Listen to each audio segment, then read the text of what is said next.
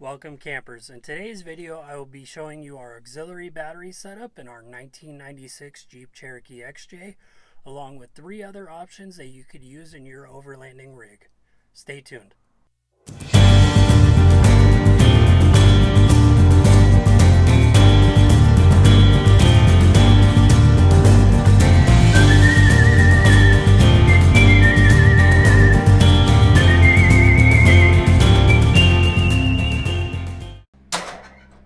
Alright you guys, so I'm going to show you the setup that we have underneath the hood of our vehicle, and then we're going to head inside and show you some diagrams of the 3 other setups that you could use on yours.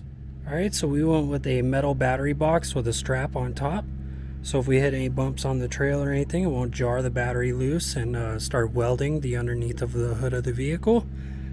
Well, we also went with military style connectors, so you can hook up multiple wires to it and it won't look like a complete rat's nest. And we also went with a high output alternator over the stock, since we know we will be running a lot more accessories and everything like that.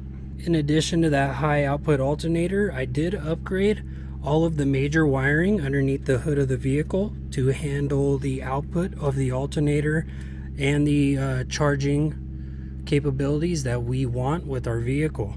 So from here, what we have is I went with 1 gauge welding wire that I ran from the positive terminal to our Sea Systems ACR charge controller. And what's awesome about this charge controller is that it is waterproof and that it does give you a status chart on the top. You don't need to worry about flicking a switch or anything. It has a sensor built in that from your alternator. Once it reads, I think 13 volts, it will automatically connect your starter battery with your auxiliary battery in the back. It is extremely easy to hook up. You just, on the right side, that is the positive from the battery, and then on this side is the positive that runs to the auxiliary battery in the back. And what's great is you hook up a ground to the body of your vehicle, and it does give you a status light to let you know that it is working and on. So from the starter battery to the Sea Systems setup, we go from the Sea Systems through the firewall to the auxiliary battery in the back. So coming from the ACR in the engine compartment, I have the 1 gauge wire running to our yellow top Optima in the back. This is our house battery currently. What I like about using a yellow top Optima, it's the same style as our starter battery, so if we have any issues, I could just switch them out to get us started and heading down the trail again. And then since we do run solar also, I do have the Wanderer solar charge controller that's hooked directly to the yellow top. And then I do have some leads that go to the charge controller, so it connects straight to our solar panel, straight to the charge controller, and back to the yellow top to keep it topped off if we're in a spot for several days. And from our auxiliary battery, we are running to our Sea Systems fuse block. And then from there, we run to our 12 volt connections in the back. And then running from the fuse panel coming off the Optima, I have 2 of these Sea Systems 12 volt hookups. You just flick the switch and you have a 12 volt cigarette lighter and then a dual USB hookup. What's great about these Sea setups is they do have their own 15 amp fuse on the back. So the fuse on the back of it will blow before the fuse in the fuse panel will. So it's a double protection. So along with the links to the ACR and the charge controllers and everything, I will put links to these down below just to make your life a little easier if you do want to copy this setup. So just like the one on the other side, it has its own switch, but this one does also have its own built-in voltmeter. So it will tell you the current voltage of your battery, even while running your accessories. And it does have the 12 volt hookup and the dual USB also. I would say if you are just to put one of these in the back of your vehicle, definitely get the one with the voltmeter so you can keep an eye on the health of your battery at all times while running your accessories. So after showing you the setup in the Jeep, I think this is the best setup for a vehicle because it You don't have to do any switches, you don't have to do anything like that. It just automatically connects after 30 seconds of reading over 13 volts. And after you turn the vehicle off, it'll automatically click off. And you can easily be able to run a charge controller from your house battery to a solar panel, like with what we have. So once this clicks off, this house battery is completely separate from your starter battery. So if you kill the house battery, you could still be able to start the vehicle in the morning or at any other time. The ACR is also waterproof, which is what I really like. It's IP67 rated, and I've had zero issues going through rain, mud, snow, pressure washing it at the car wash. My favorite part about running this type of setup is that everything runs through the accessory fuse panel. So I don't need to run any inline fuses between the starter battery and the ACR and the ACR in my house battery.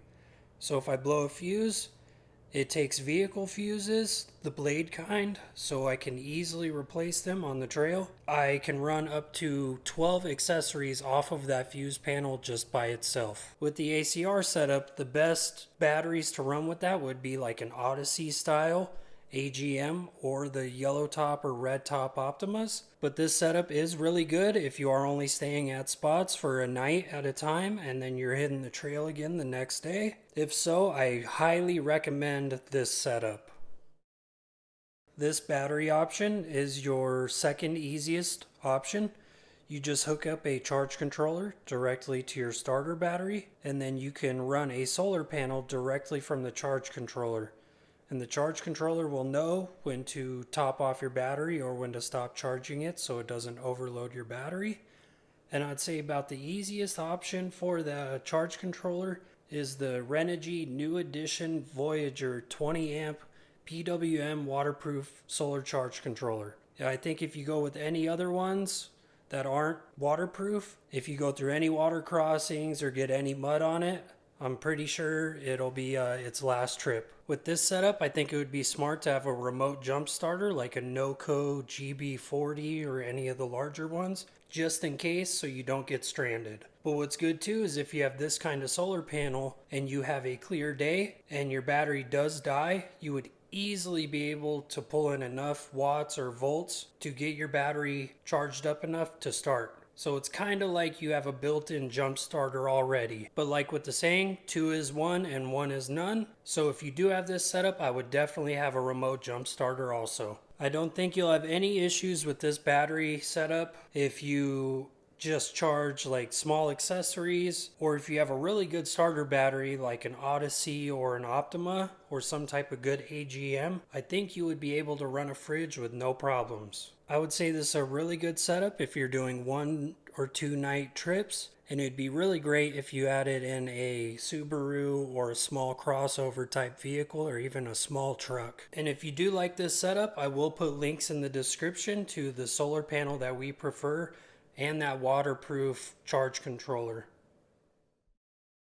Now with the third setup, it's about the same as the Sea Systems ACR setup that we have in our vehicle, but the only difference is a Renogy DC to DC charger. The one downside is your house battery has to be a solar type battery, not just like a yellow top Optima or an Odyssey battery. But what's good is those house batteries from Renogy, they have up to 200 watt or amp hour batteries. So you could easily run a Dometic refrigerator or any fridge for up to a week, 2 weeks off of it without any problems. And they also have in the DC to DC charger as a built-in MPPT charge controller. So you don't need an external charge controller on your house battery. You just hook the solar panel right up to the DC to DC charger. What's great about this setup is it does convert your alternator power into DC power to charge your solar type house battery. So you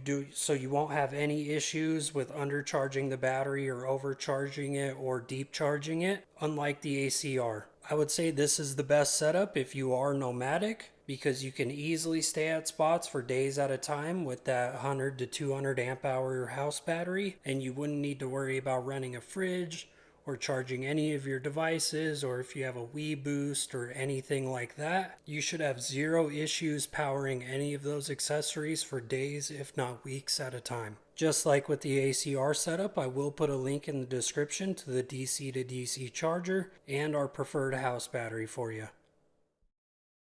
So those are the three preferred options. Your fourth option also could be using like a power station setup like a Jackery or a Bluetti Max Oak type setup, or even some of the Amazon setups would be just fine if you're taking a couple day trips. What I like too about the Jackery or the Bluetti setups is they do have hookups in them to run the solar panels right off of the setup. So I know Jackery has their own solar panel setup, and I think you can use a lot of different solar panels with the Bluetti setup. You don't have to worry about running an external charge controller to it. It's already built into the setup, so you don't have to deal with any wiring or anything like that. You just buy the solar panels and the Jackery or the Bluetti, and you are good to go. And I will put links down below to the Jackery website and to the Bluetti website, and they have power stations for any of your needs. If you want huge ones for multi-day or week trips, or even just overnighter trips, they will have you covered.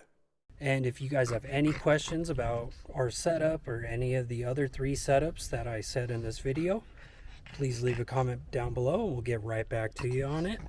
Please like and subscribe and watch some of our other videos. You guys have a great day.